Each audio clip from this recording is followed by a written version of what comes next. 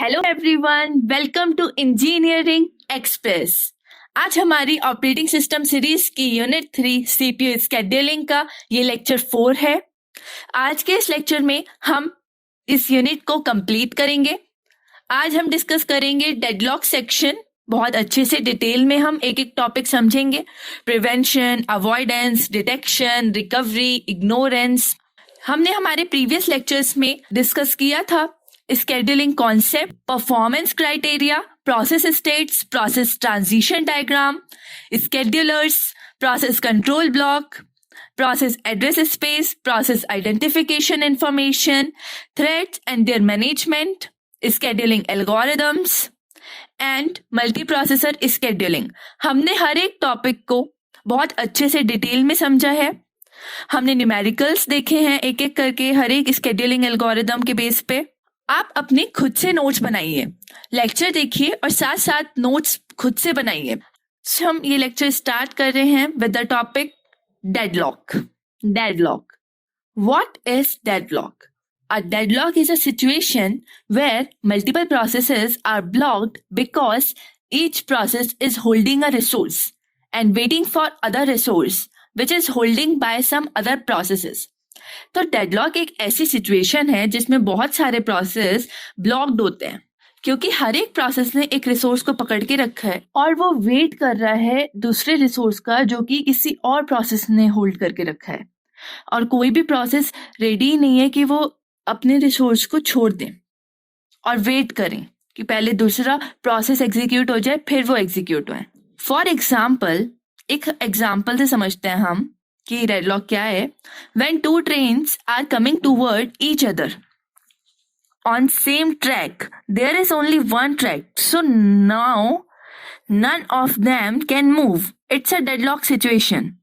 तो ये क्या हो रहा है कि दो ट्रेन है वो आमने सामने आ रही हैं सेम ट्रैक पे। वैसे तो प्रैक्टिकली ये पॉसिबल नहीं है बट जस्ट हाइपोथेटिकल सिचुएशन। तो दो ट्रेन हैं वो एक ही ट्रैक पे हैं और वो आमने सामने से आ रही हैं, तो ना तो कोई ट्रेन पीछे जा रही है और ना ही वो किसी और ट्रैक पे शिफ्ट हो सकते हैं। तो वो एक डेडलॉक सिचुएशन हो गई है, वो फंस गए हैं।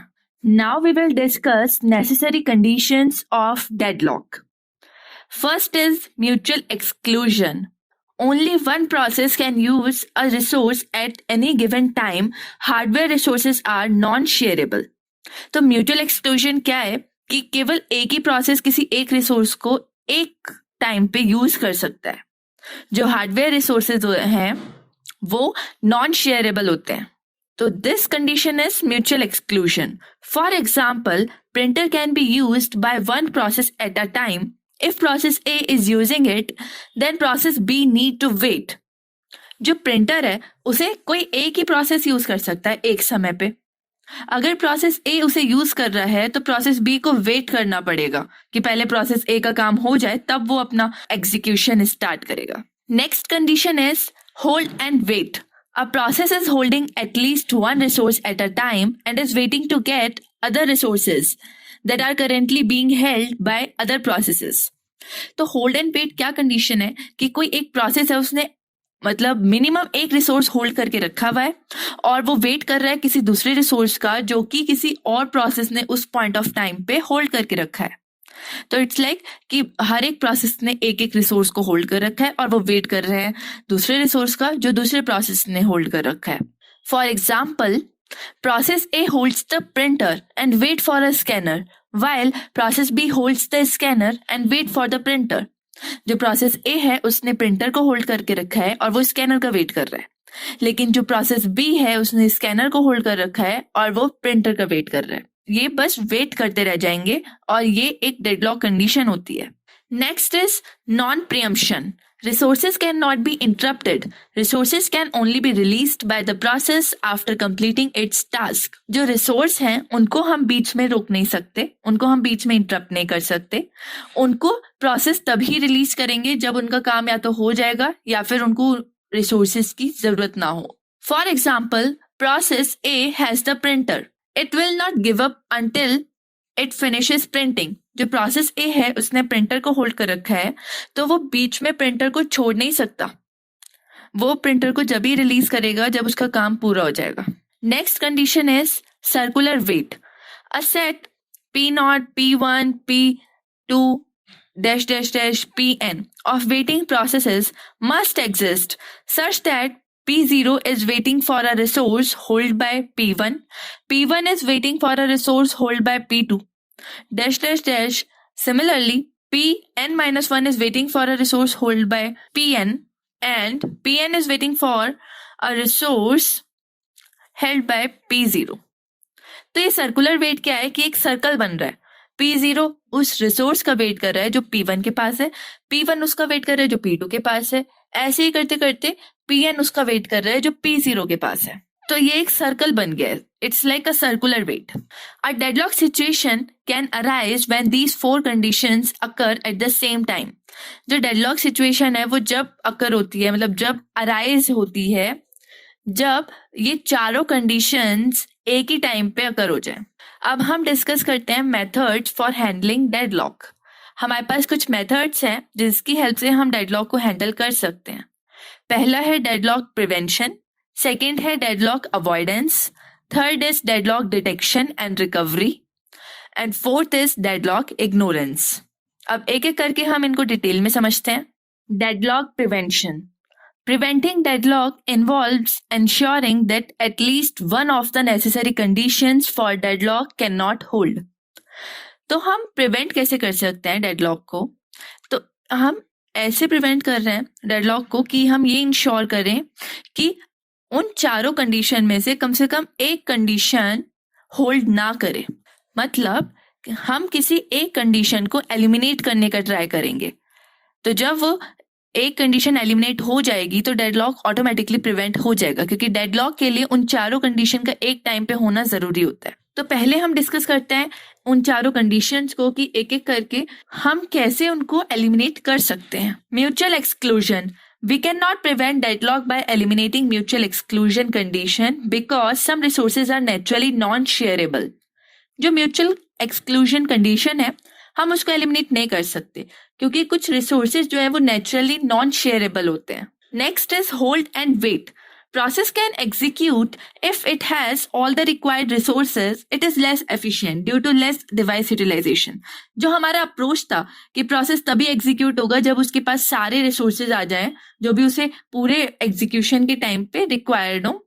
तो ये जो अप्रोच है ये थोड़ा सा लेस एफिशिएंट है क्योंकि इसमें लेस डिवाइस यूटिलाइजेशन हो रहा है. सपोज हमारे पास 3 रिसोर्सेज चाहिए एक प्रोसेस को एग्जीक्यूट होने में. करंटली उसे सीपीयू चाहिए, फिर थोड़े टाइम बाद सपोज 1 आवर और 2 आवर के बाद उसे प्रिंटर की नीड है, देन उसके बाद थोड़े टाइम बाद उसे स्कैनर की नीड होगी. तो अब वो तीनों को एक साथ ही ले लेगा, तीनों को एक साथ होल्ड करके बैठ जाएगा. तो जो प्रिंटर है और जो स्कैनर है उन्हें काफी ज्यादा वेट करना पड़ेगा, उसकी वजह से उनका जो यूटिलाइजेशन है वो बहुत ज्यादा कम हो रहा है. तो ये जो हमारा अप्रोच है थोड़ा सा लेस एफिशिएंट है. तो इसका सॉल्यूशन क्या है? When process will make a new request, it has to release all the current set of holding resources.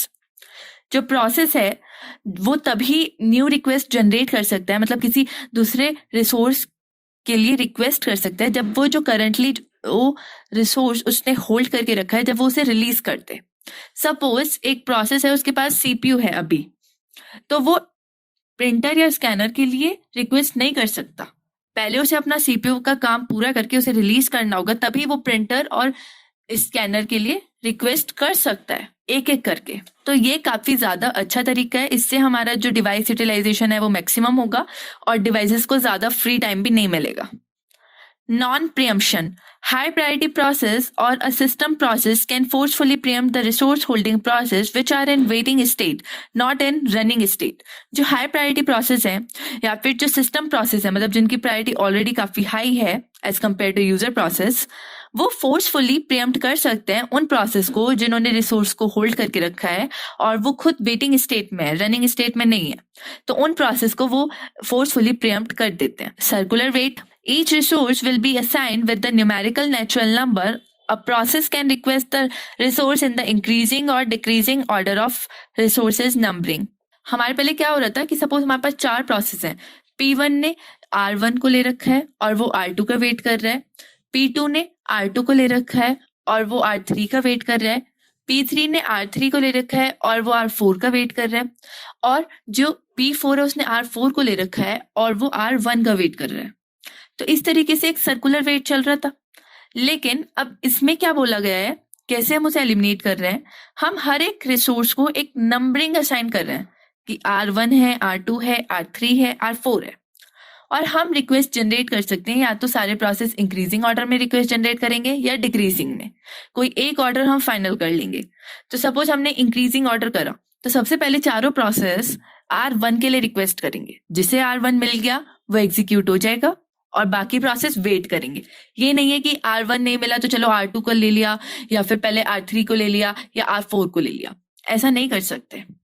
हम इंक्रीजिंग ऑर्डर में ही चलेंगे, सारे प्रोसेस जो है वो इंक्रीजिंग ऑर्डर में ही चलेंगे। तो इस तरीके से हम डेडलॉक को प्रिवेंट कर रहे हैं। अब नेक्स्ट मेथड क्या है, deadlock avoidance. Safe state. A state is safe if the system can allocate maximum resources to each process in some order, safe sequence, and avoid a deadlock. A system is in safe state only if there exists a safe sequence. हम किसे safe state कह रहे हैं? हम system को तभी कह सकते हैं कि वो सेफ स्टेट में है जब हम हर एक प्रोसेस की जो मैक्सिमम डिमांड है, जो मैक्सिमम नीड है, उसे पूरा करें। जितने रिसोर्सेज उसे चाहिए उसे हम एलोकेट करें हर एक प्रोसेस के, जितने भी सिस्टम में प्रेजेंट हैं। तो जिस जिस ऑर्डर में हमने ये किया है, जिस जिस ऑर्डर में हमने उन्हें रिसोर्सेज एलोकेट करे हैं, सपोज पहले P0 को करा, फिर P1, फिर P2, फिर P3, उस ऑर्डर को हम सेफ सीक्वेंस कह रहे हैं। इसकी हेल्प से हम डेडलॉक को अवॉइड कर सकते हैं। जो सिस्टम है वो सेफ स्टेट में तभी होगा जब एक सेफ सीक्वेंस जो है वो एग्जिस्ट करता है उसमें। A sequence of process is a safe sequence for the current allocation state if for each process the resource request that process can be satisfied by the currently available resource and resources held by all pj with j less than I. A safe state is not a deadlock state. A state not a safe state is called unsafe state. An unsafe state may or may not be deadlock state. A deadlock state is an unsafe state. अब देखो, अब हो क्या रहा है, हम कब कहेंगे कि ये हमारा सेफ सीक्वेंस है? हम किसे सेफ सीक्वेंस कह रहे हैं? एक सीक्वेंस ऑफ प्रोसेस को हम सेफ सीक्वेंस कह रहे हैं, और उस प्रोसेस के सीक्वेंस में एक प्रोसेस की जो रिसोर्स रिक्वेस्ट है वो सेटिस्फाई हो पा रही है किस किस से?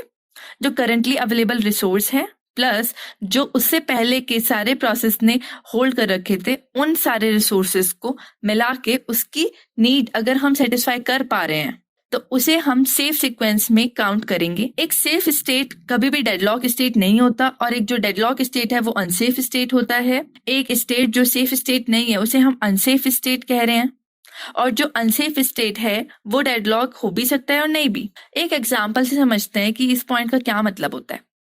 देखो, हमारा P1 प्रोसेस है, उसकी मैक्सिमम जो नीड है, मतलब उसे मैक्सिमम कितने रिसोर्सेज चाहिए, वो है 10। अब उसे कितने मिले हुए हैं करंटली? उसे करंटली एलोकेट किए हैं हमने 5, और हमारे पास एक्स्ट्रा कितने रिसोर्स हैं अवेलेबल इस टाइम पे? वो है 3।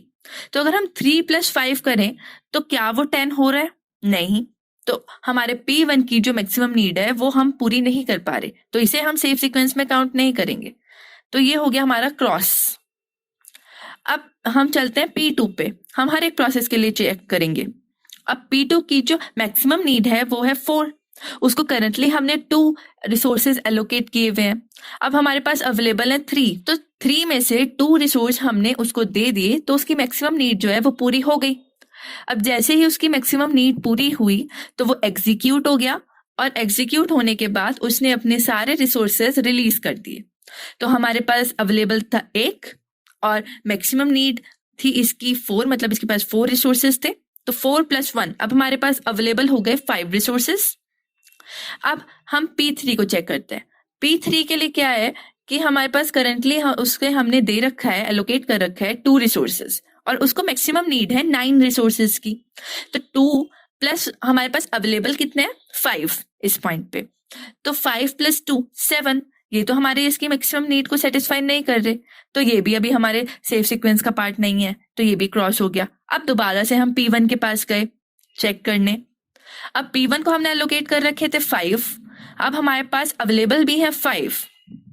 5 + 5 10, तो हमारा जो P1 है उसकी मैक्सिमम नीड अब हम पूरी कर पा रहे हैं, तो अब ये हमारा एग्जीक्यूट हो जाएगा कंप्लीटली और ये पार्ट हो जाएगा हमारे सेव सीक्वेंस के। तो P2 के बाद आया P1।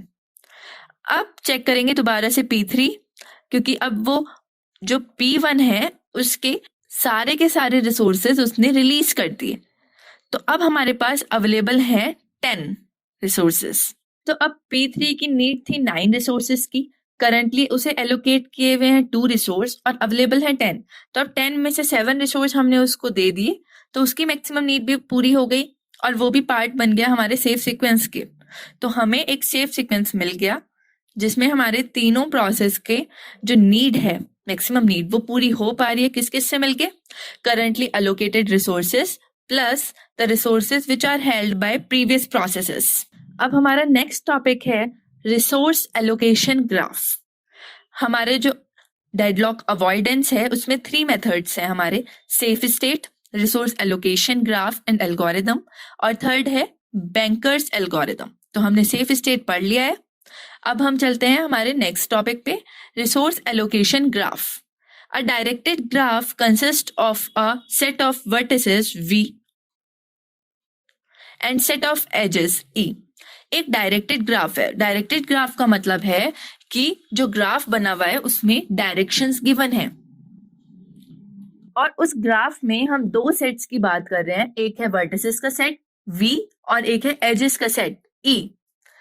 Set of vertices is partition into 2 different type. जो सेट ऑफ वर्टिसेस है हमने उसको पार्टीशन किया हुआ है, उसको हमने बांटा हुआ है 2 टाइप में।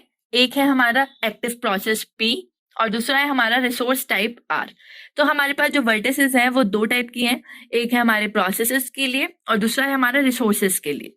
जो एज है अगर वो P से R की तरफ जा रही है तो उसे हम बोल रहे हैं रिक्वेस्ट एज, लेकिन अगर वो R से P की तरफ जा रही है तो उसे हम बोल रहे हैं असाइनमेंट एज। अब हम हर एक प्रोसेस को रिप्रेजेंट कर रहे हैं ग्राफ में एज अ सर्कल और हर एक रिसोर्स को रिप्रेजेंट कर रहे हैं as a rectangle. Resource type Rj may have more than one instance.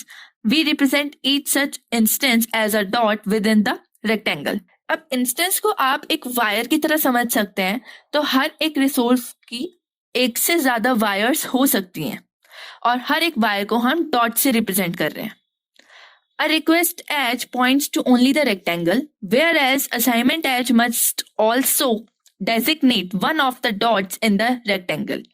जो हमारी रिक्वेस्ट एज है उसे तो केवल रेक्टेंगल को पॉइंट आउट करना है कि वो कौन से रिसोर्स के लिए रिक्वेस्ट कर रही है, लेकिन जो हमारी असाइनमेंट एज है उसको पर्टिकुलरली उस डॉट को पॉइंट आउट करना है कि वो किस वायर से कनेक्टेड है, उसे कौन सा वायर दिया हुआ है, उसे कौन सा वायर असाइन किया हुआ है। If the graph contains the cycle, then deadlock may exist, and if the graph doesn't contain the cycle, then no deadlock. अगर हमारे ग्राफ में साइकिल प्रेजेंट है तो डेडलॉक हो भी सकता है और नहीं भी, लेकिन अगर हमारे ग्राफ में साइकिल प्रेजेंट नहीं है तो डेडलॉक नहीं होगा फॉर श्योर। यहाँ पे हम एक एग्जांपल से समझ सकते हैं। ये हमारा P1 प्रोसेस है जिसे हमने सर्कल से डिनोट किया है।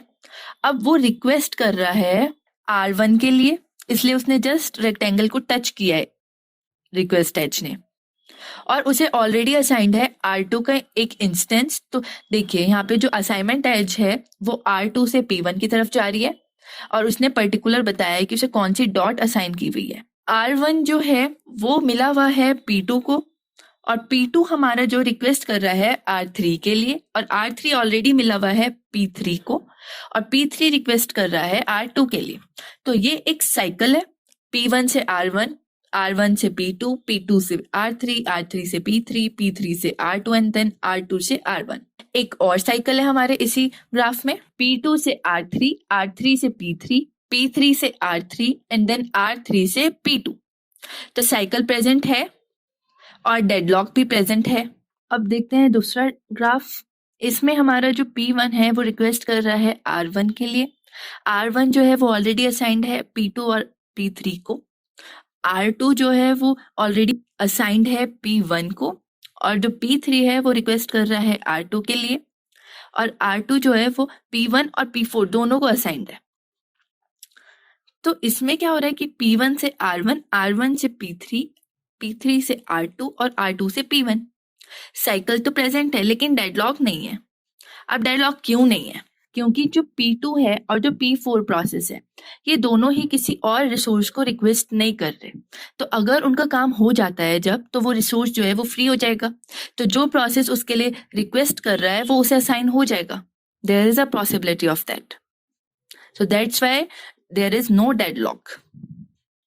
अब हमारा नेक्स्ट टॉपिक है रिसोर्स एलोकेशन ग्राफ एल्गोरिथम। अभी हमने समझा कि रिसोर्स एलोकेशन ग्राफ क्या होता है। अब हम देखेंगे कि एल्गोरिथम क्या होती है उसकी। It works only with one instance of each resource type and resources must be claimed in advance in the system. ये जो हमारी एल्गोरिथम है उसमें हर एक रिसोर्स के पास सिर्फ एक ही इंस्टेंस होना चाहिए और जो रिसोर्सेज हैं उन्हें एडवांस में क्लेम करना होगा कि मतलब जिस भी सिस्टम को, जिस भी प्रोसेस को जो भी रिसोर्स की नीड है उसको वो एडवांस में क्लेम कर ले कि हाँ मुझे फ्यूचर में उसकी नीड पड़ेगी। A claim edge goes from P to R indicates that process P may request resource R in future। जो claim edge है वो P से R की तरफ जाती है और वो ये इंडिकेट करती है कि जो प्रोसेस P है उसको फ्यूचर में रिसोर्स R की नीड पड़ सकती है।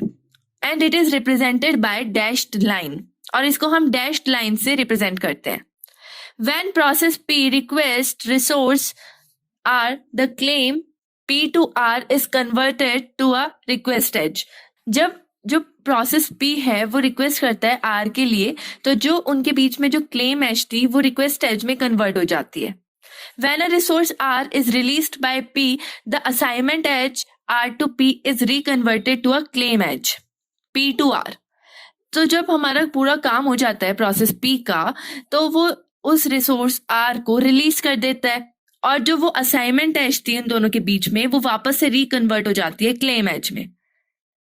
पहले वो क्लेम एज थी, उसके बाद वो रिक्वेस्ट एज में कन्वर्ट हुई, उसके बाद वो असाइनमेंट एज में कन्वर्ट हुई एंड एट द एंड वो वापस से क्लेम एज में कन्वर्ट हो गई। If no cycle exist then the allocation of the resource will leave the system in safe state. अगर कोई साइकिल एग्जिस्ट नहीं कर रही होगी हमारे पूरे ग्राफ में, तो जो रिसोर्स एलोकेशन है वो सिस्टम को सेफ स्टेट में छोड़ेगा, और अगर कोई साइकिल एग्जिस्ट कर रही है तो जो सिस्टम है वो अनसेफ स्टेट में आ जाएगा। अब नेक्स्ट हम डिस्कस करेंगे bankers algorithm. Bank never gives money in such a way that it runs out of cash. Bank कभी भी इस तरीके से पैसे नहीं देता कि वो खुद ही बैंकरप्ट हो जाए या फिर उसके पास खुद ही पैसे ना बचे एट द एंड।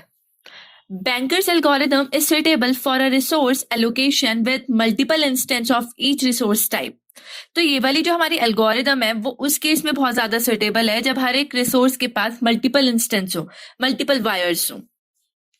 अब यहाँ पर हमारे 4 टर्म्स हैं। Available, number of available resources of each type.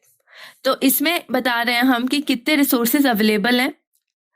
Max, maximum demand of each process, ये हमें बता रहा है कि हर एक प्रोसेस की मैक्सिमम डिमांड कितनी है, उसे मैक्सिमम कितने रिसोर्सेज चाहिए होंगे। Allocation, number of currently allocated resources of each type two each process. Allocation हमें बता रहा है कि एट प्रेजेंट हमने हर एक प्रोसेस को कितने रिसोर्सेज एलोकेट किए हुए हैं, उन्हें कितने रिसोर्सेज दिए हुए हैं। Need, need of remaining resources to each process. Need हमें बता रही है कि और कितने रिसोर्सेज की नीड है प्रोसेस को, मतलब और कितने रिसोर्स उसको एलोकेट करने पर उसकी मैक्सिमम नीड सेटिस्फाई होगी। तो इसका फॉर्मूला है मैक्स माइनस एलोकेशन। जो हमारा बैंकर्स एल्गोरिथम है वो 2 पार्ट में डिवाइडेड है, safety algorithm and resource request algorithm. पहले हम डिस्कस करेंगे what is safety algorithm. Step 1, let work and finish be vector of length m and n। हमने 2 वेक्टर्स लिए, वर्क की जो लेंथ है वो m है और फिनिश की जो लेंथ है वो n है। अब हमने उनकी कुछ वैल्यूज इनिशियलाइज करी। पहला हमने करा वर्क का, वर्क को हमने डाला इक्वल टू अवेलेबल के, मतलब अवेलेबल की वैल्यू हमारे वर्क के इक्वल है।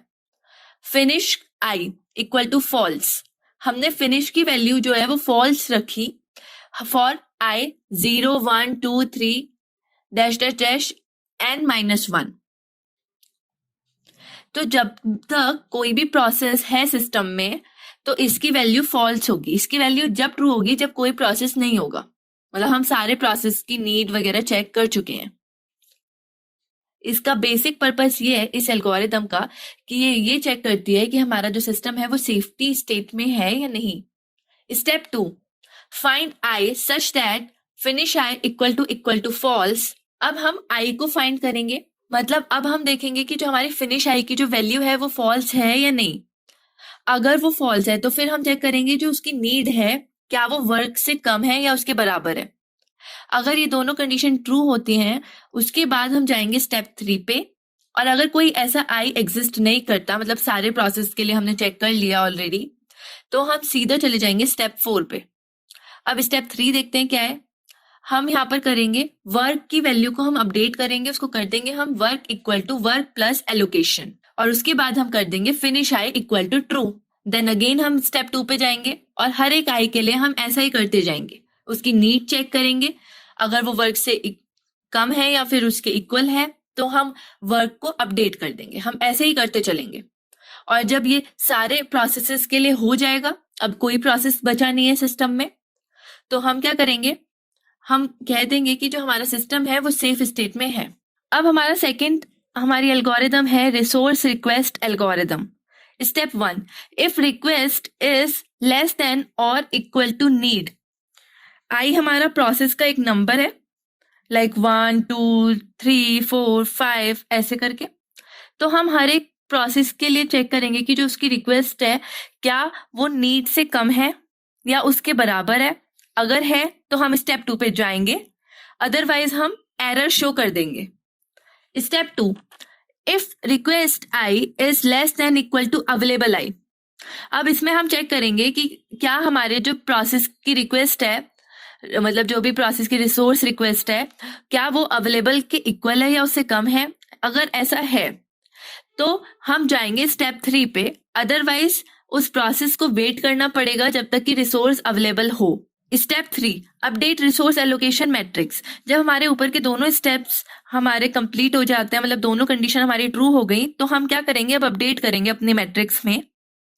अवेलेबल को हम कर देंगे अवेलेबल माइनस रिक्वेस्ट, एलोकेशन को कर देंगे एलोकेशन प्लस रिक्वेस्ट, और नीड को कर देंगे नीड माइनस रिक्वेस्ट उस पर्टिकुलर प्रोसेस के लिए जिसके लिए हम रिसोर्स रिक्वेस्ट चेक कर रहे हैं।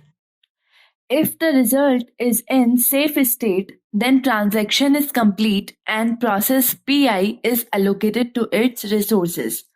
अगर जो हमारा इस एल्गोरिदम का जो रिजल्ट है वो सेफ स्टेट में आता है तो हमारा जो ट्रांजैक्शन है वो वहीं पे कंप्लीट हो जाएगा और जो हमारा प्रोसेस है उसे हम रिसोर्स एलोकेट कर देंगे।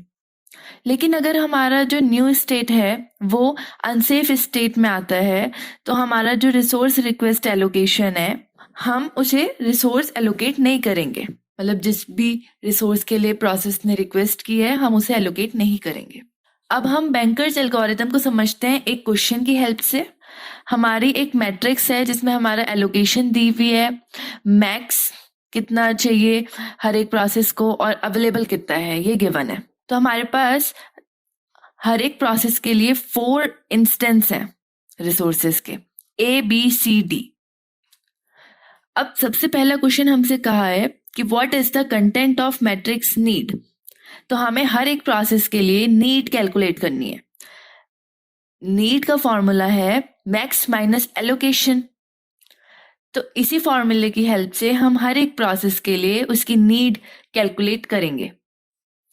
उसके बाद हमसे पूछा गया है कि is the system is in a safe state, क्या ये जो सिस्टम है वो सेफ स्टेट में है। तो हम इसके लिए सेफ्टी एल्गोरिदम का यूज करेंगे। और सेफ्टी एल्गोरिदम क्या कहती है कि सबसे पहले हमें चेक करना है कि जो हर एक प्रोसेस की नीड है क्या वो अवेलेबल से कम है या उसके बराबर है। अगर ये कंडीशन ट्रू होती है तो हम अवेलेबल को अपडेट कर देते हैं अवेलेबल प्लस एलोकेशन। यहाँ पर P0 के लिए ये कंडीशन ट्रू थी तो हमने अपडेट कर दिया, जो हमारे पास अवेलेबल था 1520 उसको हमने अपडेट करा और वो अब न्यू अवेलेबल हमारे पास आया 1532। P1 के लिए ये कंडीशन हमारी फॉल्स थी इसलिए उसे हमने अपडेट नहीं किया फिर से अवेलेबल को।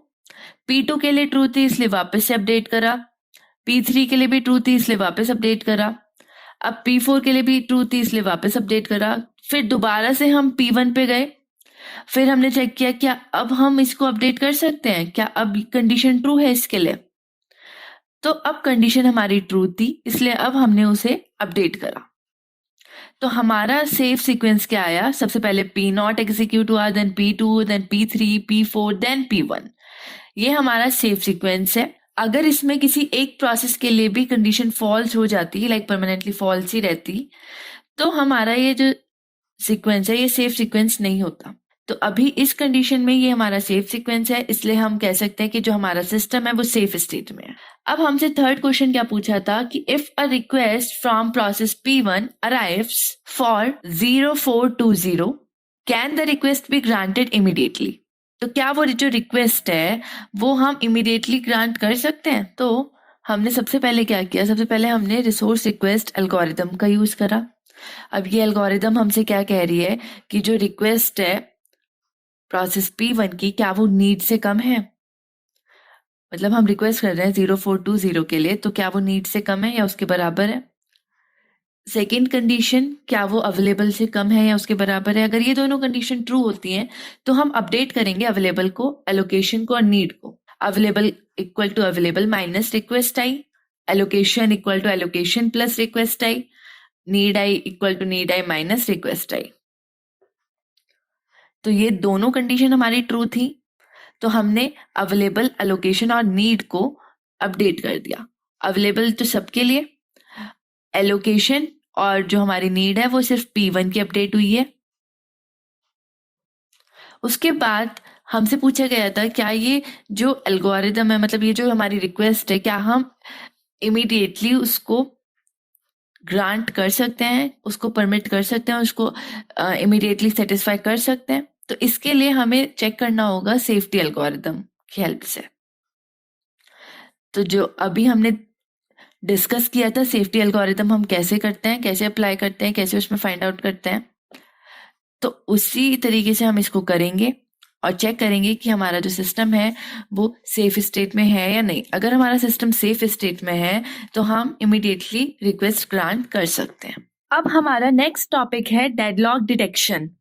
डेडलॉक डिटेक्शन मतलब ये एक तरीका होता है जो ऑपरेटिंग सिस्टम यूज करता है ये आइडेंटिफाई करने के लिए कि डेडलॉक सिचुएशन है या नहीं, मतलब पहचानने के लिए, डेडलॉक सिचुएशन को पहचानने के लिए ये मैकेनिज्म का यूज करता है ऑपरेटिंग सिस्टम। अब पढ़ते हैं मेथड्स ऑफ डेडलॉक डिटेक्शन। हमारे पास दो तरीके होते हैं आइडेंटिफाई करने के लिए डेडलॉक को। पहला है वेट फॉर ग्राफ, दूसरा है banker's algorithm. Wait for graph में क्या है, a directed graph where nodes represent processes and edges represent the wait for relationship. A cycle in the WFG indicates a deadlock. ये एक तरह का ग्राफ है, इसमें सिर्फ प्रोसेसेस प्रेजेंट होते हैं, रिसोर्सेज प्रेजेंट नहीं होते हैं। तो सारी जो नोड्स हैं, जो वर्टिसेस हैं, वो प्रोसेस को डिनोट कर रहे हैं और जो एजेस हैं वो वेट फॉर रिलेशनशिप को डिनोट कर रहे हैं। सपोज एक एज है जो P1 और P2 के बीच में है, वो जा रही है P1 से P2 के बीच में, तो इसका मतलब है जो P1 प्रोसेस है वो वेट कर रहा है किसी रिसोर्स का जो P2 के पास है। और अगर ऐसे ग्राफ में हमें साइकिल मिलती है तो इसका मतलब है वहां पे डेडलॉक प्रेजेंट है। सेकेंड है banker's algorithm, a resource allocation algorithm that prevents deadlocks by ensuring that a process can only request resources that wouldn't lead to a deadlock. Banker algorithm हमने अभी डिटेल में समझी है। इसमें क्या हो रहा है, जो रिसोर्स एलोकेशन एल्गोरिथम है वो डेडलॉक को होने से प्रिवेंट करती है। वो ये इंश्योर कर रहे हैं कि जो प्रोसेस है वो सिर्फ उन्हीं रिसोर्स के लिए रिक्वेस्ट सेंड कर सकता है जो डेडलॉक अगर ना करें। हाउ डिटेक्शन वर्क्स, अब हम समझते हैं कि डिटेक्शन काम कैसे कर रहा है। पहले जो ऑपरेटिंग सिस्टम है वो एक डिटेक्शन मेथड को मेंटेन करता है, या तो वो वेट फॉर ग्राफ मेंटेन करेगा हर एक प्रोसेस के लिए, या फिर वो बैंकर एल्गोरिथम का यूज करेगा, ये उसकी चॉइस है। फिर वो पीरियोडिकली चेक करता रहता है बार बार क्या डेडलॉक हो रहा है, क्या डेडलॉक हो रहा है, और अगर डेडलॉक हमने डिटेक्ट कर लिया तो जो ऑपरेटिंग सिस्टम है फिर वो रिकवरी एक्शन लेता है, जिसे हम थोड़ी देर में अभी समझने वाले हैं डिटेल में। एक एग्जांपल देखते हैं। जो प्रोसेस ए है वो प्रोसेस बी के रिसोर्स का वेट कर रहा है, जो प्रोसेस बी है वो प्रोसेस सी के रिसोर्स का वेट कर रहा है, जो प्रोसेस सी है वो प्रोसेस ए के रिसोर्स का वेट कर रहा है। तो वेट फॉर ग्राफ में एक साइकिल शो हो रही है, तो इसका मतलब है कि डेडलॉक प्रेजेंट है। अब समझते हैं deadlock recovery. Deadlock recovery is the process of recovering from a deadlock situation. जो डेडलॉक रिकवरी है इसका मतलब है कि हम उसे रिकवर कैसे करें। लाइक अब डेडलॉक हो गया, ठीक है, अब डेडलॉक है प्रेजेंट, तो अब उसे हम करेक्ट कैसे करें, उसे रिकवर कैसे करें। तो अब हम समझते हैं इसके कुछ मेथड्स ऑफ डेडलॉक रिकवरी। पहला है प्रोसेस टर्मिनेशन। हम उस प्रोसेस को टर्मिनेट कर देंगे जो डेडलॉक में इन्वॉल्व है। सेकंड है रिसोर्स प्रीएम्पशन। हम फोर्स करेंगे एक प्रोसेस को उस रिसोर्स को रिलीज करने का, ताकि जो बाकी सारे प्रोसेस हैं वो आगे एग्जीक्यूट हो पाए। थर्ड है रोल बैक रिकवरी। हम रिस्टोर करेंगे प्रोसेसेस को उनकी प्रीवियस सेफ स्टेट पे जो रिसोर्स है उनको रिलीज करने के बाद। तो किसी एक प्रोसेस का रिसोर्स जो है वो रिलीज होगा और फिर वो पूरा का पूरा जो सिस्टम है वो सेफ स्टेट में चला जाएगा। फोर्थ है wait die algorithm. A process wait for a resource. जो प्रोसेस है वो रिसोर्स का वेट करेगा and if unable to obtain it dies releasing resources. और अगर फिर भी उसे रिसोर्स नहीं मिलता, लाइक काफी देर के बाद भी उसे रिसोर्स नहीं मिलता, तो वो खुद ब खुद जो है वो खत्म हो जाता है और रिसोर्स को रिलीज कर देता है जो भी उसने पहले होल्ड कर रखे हैं। फिफ्थ है अबॉर्ट एंड रीस्टार्ट। जो प्रोसेस है जो डेडलॉक में इन्वॉल्व है उसे हम टर्मिनेट करके वापस से रीस्टार्ट करते हैं। सिक्स्थ है अबॉर्ट एंड वेट। जो प्रोसेस इन्वॉल्व है तो उनमें से कोई एक प्रोसेस को हम टर्मिनेट कर देते हैं जो रिसोर्स का वेट कर रहा है। सेवंथ है हमारा orphan process elimination. Terminating the processes that are unable to complete due to deadlock. तो हम उन सारे प्रोसेसेस को टर्मिनेट कर देते हैं जो भी कंप्लीट नहीं हो पाते बहुत देर के बाद भी डेडलॉक की वजह से। अब समझते हैं how deadlock recovery works. Deadlock recovery कैसे काम कर रही है। पहले जो डेडलॉक डिटेक्शन है वो आइडेंटिफाई करता है कि हाँ यहाँ पे डेडलॉक हो रहा है। उसके बाद जो ऑपरेटिंग सिस्टम है वो कोई एक मेथड सेलेक्ट करती है रिकवरी का और फिर वो उस पर अप्लाई करती है ताकि डेडलॉक को वो सॉल्व कर सके। एक एग्जांपल समझते हैं। Process A wait for process B resource, process B wait for process C resource and process C wait for process A resource. ये एक डेडलॉक कंडीशन है। तो हम क्या कर रहे हैं, हम टर्मिनेट कर रहे हैं प्रोसेस बी को एंड उसका जो रिसोर्स है उसे हम रिलीज कर रहे हैं। उसके बाद प्रोसेस ए और प्रोसेस सी अपने आप प्रोसीड हो जाएंगे, अपने आप एग्जीक्यूट हो जाएंगे और ये कंडीशन जो डेडलॉक कंडीशन है वो हमारी रिजॉल्व हो जाएगी और प्रोसेस ए और प्रोसेस सी के एग्जीक्यूट होने के बाद हम प्रोसेस बी को रीस्टार्ट कर सकते हैं। अब कुछ टेक्निक्स हैं, रिकवरी टेक्निक्स। ये इतनी इंपॉर्टेंट नहीं है, जस्ट इन केस आपको थोड़ा सा मटेरियल कम लग रहा है अपना या फिर एक्स्ट्रा पॉइंट्स आप पढ़ना चाहते हैं तो आप नोट्स को जब आप खुद से पढ़ेंगे तो आप इनको पढ़ सकते हैं। आई डोंट थिंक आपको इसमें कुछ भी प्रॉब्लम होनी चाहिए। अब हम समझते हैं डेडलॉक इग्नोरेंस। अब हम क्या कर रहे हैं कि डेडलॉक को हम इग्नोर कर रहे हैं पूरी तरीके से और जो प्रोसेस है वो वेट करता रहेगा इनफाइनाइटली, क्योंकि जो डेडलॉक रिजॉल्विंग मेथड्स हैं वो काफी ज्यादा कॉस्टली हैं, टाइम कंज्यूमिंग है और सिस्टम को कॉम्प्लिकेट कर रहे हैं। तो उसकी सिंप्लिसिटी बनाए रखने के लिए हम क्या करते हैं, हम डेडलॉक को कंप्लीटली इग्नोर करते हैं और प्रोसेस जो है वो इनफाइनाइटली वेट करता रहता है रिसोर्स के लिए। इसके प्रोज एंड कॉन्स क्या है, इसका मतलब एडवांटेजेस एंड डिसएडवांटेजेस। इसके एडवांटेज है कि ये सिंपल है, इसकी वजह से ज्यादा एक्स्ट्रा वर्क नहीं हो रहा, लो ओवरहेड है, मतलब बार बार प्रोसेस को स्विच नहीं करना पड़ रहा है या फिर इस टाइप का कुछ वर्क जो सीपीयू के लिए एक्स्ट्रा हो जाता है। नो रोल बैक नीडेड, उसको रोल बैक करने की भी नीड नहीं है, लाइक कोई प्रोसेस को टर्मिनेट करके या फिर वापस से उसका प्रीवियस सेफ स्टेट पे जाना, तो वो करने की नीड भी नहीं है। डिसएडवांटेजेस क्या है कि उसमें इनफाइनाइट वेटिंग होती है। अब डेडलॉक है तो उसमें कोई भी और ऑप्शन तो है नहीं, हम उसे इग्नोर ही कर रहे हैं, तो उसकी वजह से प्रोसेस इनफाइनाइटली वेट करते ही रहेंगे, कोई कंट्रोल नहीं है प्रोसेस पे और रिसोर्स वेस्ट हो रहा है, मतलब उनको यूटिलाइज तो कोई कर ही नहीं रहा ना कोई भी प्रोसेस, बस वो एक जगह पे अटके हुए हैं और वेट कर रहे हैं एक दूसरे के रिसोर्सेज का। तो रिसोर्स तो उस पॉइंट पे यूज ही नहीं हो रहे हैं। ये किस किस के लिए सुइटेबल है? It is suitable for simple systems, soft real-time systems, and embedded system. In short, deadlock ignorance is a simple approach that ignores deadlock but may lead to infinite waiting and resource wastage. It's suitable for simple systems where simplicity is crucial. Crucial means important. So, हमारी ये unit CPU scheduling आज complete होती है इस lecture में। आपको इस unit में कोई भी प्रॉब्लम हो आप कमेंट करके पूछ सकते हैं। Please like share and subscribe our channel. So thank you everyone.